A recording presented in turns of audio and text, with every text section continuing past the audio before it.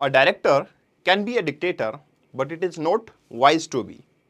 Actually ये line काफी fit बैठती है ईरान के केस में। देखिए, ईरान का मार्च 2023 में एक पीस डील साइन होती है सऊदी अरेबिया के साथ। मीडिएटर होता है China. But that peace deal is not going to work any more, that we are going to analyse in this editorial section. तो चलिए दोस्तों, बात करते हैं ईरान कितना ज्यादा इंपॉर्टेंट फैक्टर हो सकता है, कितना इंपॉर्टेंट पार्टनर हो सकता है गल्फ कंट्रीज के अंदर एक peaceful execution of market, trade as well as energy security of the world. Basically China ने सऊदी अरेबिया और ईरान के बीच एक पीस डील साइन करवाई and that was in 2023 March. Problem क्या थी? प्रॉब्लम ये थी, आपको याद होगा, ईरान ने कुछ टाइम पहले सऊदी अरेबिया के कुछ ऑयल टैंक्स के ऊपर अटैक किया। अब उन ऑयल टैंक्स के ऊपर अटैक करने के बाद में एक आइडियोलॉजिकल कॉन्फ्लिक्ट जो वर्ल्ड के सामने आया। बट ये एकदम से आइडियोलॉजिकल कॉन्फ्लिक्ट नहीं होगा, even I will say this was a cultural conflict. How cultural? क्योंकि ईरान की अगर बात करें तो ईरान में यस नो डाउट मुस्लिम या इस्लाम रिलीजन को फॉलो किया जाता है and same is the case with Saudi Arabia. But when it comes to the type of Muslim which exist in Iran, that is Shia और सुन्नी, तो यहां पे आता है आइडियोलॉजिकल कॉन्फ्लिक्ट। और उस आइडियोलॉजिकल कॉन्फ्लिक्ट के कॉन्सिक्वेंसेस आपकी डिप्लोमेसी में देखने को मिलते हैं। और ये सिर्फ गल्फ कंट्री तक बाउंडेड नहीं है, even they are taking the advantage from Russia Ukraine war, even they are inviting USA to get indulged in Gulf countries, even they are hampering the interest of India। तो आज हम देखने की कोशिश करेंगे कि क्या ईरान की जो पीस डील है ये अब पीसफुल रिलेशन गल्फ कंट्रीज के साथ एस्टेब्लिश कर पाएगी। और इन टोटल अगर मैं बोलूं तो is Iran a reliable country to establish peace in the Gulf countries. देखिए, सिचुएशन ये है कि डिप्लोमेटिक एफर्ट्स के बाद में ये तो हो गया कि ठीक है, पीस डील साइन हुई and no doubt Saudi Arabia और ईरान के बीच में काफी सारा data sharing as of now देखने को भी मिल रहा है, चाहे वो सिक्योरिटी से रिलेटेड हो या फिर अदर वर्ल्ड डेवलपमेंट से रिलेटेड। बट इन रिलेशन को नॉर्मलाइज कंसिडर करना I think will be really immature kind of decision. Reason बहुत सिंपल है, हिस्टोरिकल टेंशन जो ईरान और सऊदी अरेबिया के बीच में रही है।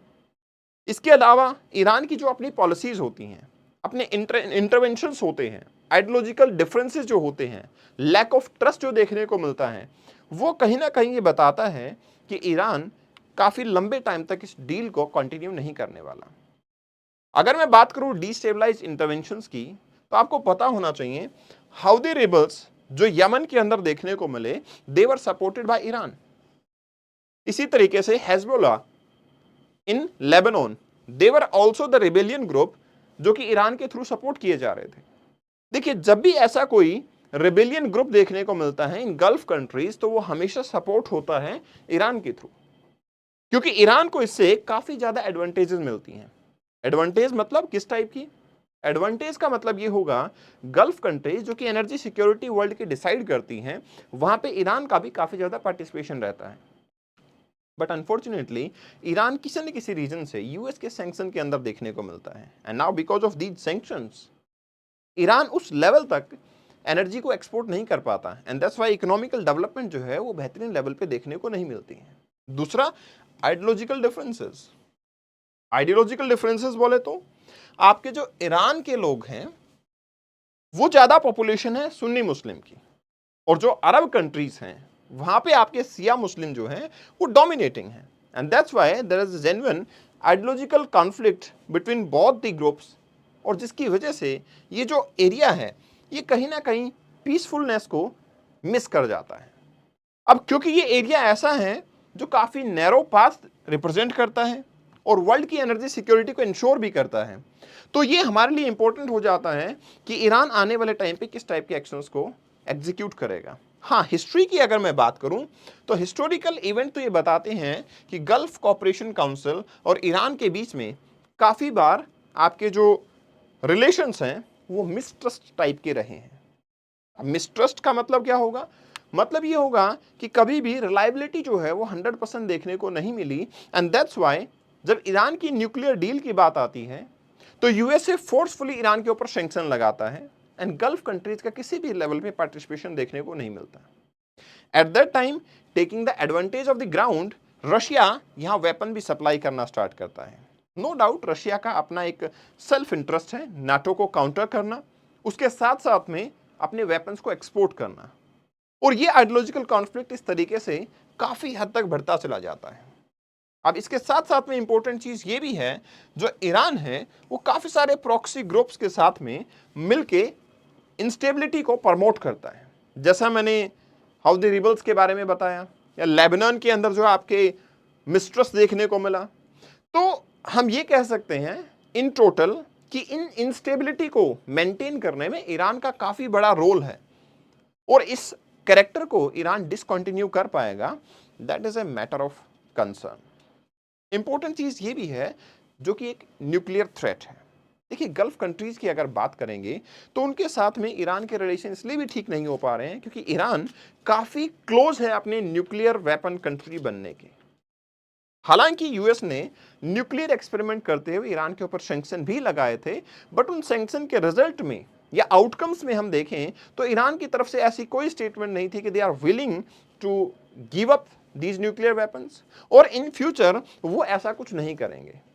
तो in total we can say Iran's advance nuclear programme and even the non compliance of the agreement, वो ये बताते हैं कि गल्फ कंट्रीज के साथ में अगर कोई पीस डील ईरान की साइन होती भी है तो वो बड़े लंबे टाइम तक सर्वाइव नहीं कर पाएगी। इंपॉर्टेंट यहां पे चाइना का रोल हो जाता है।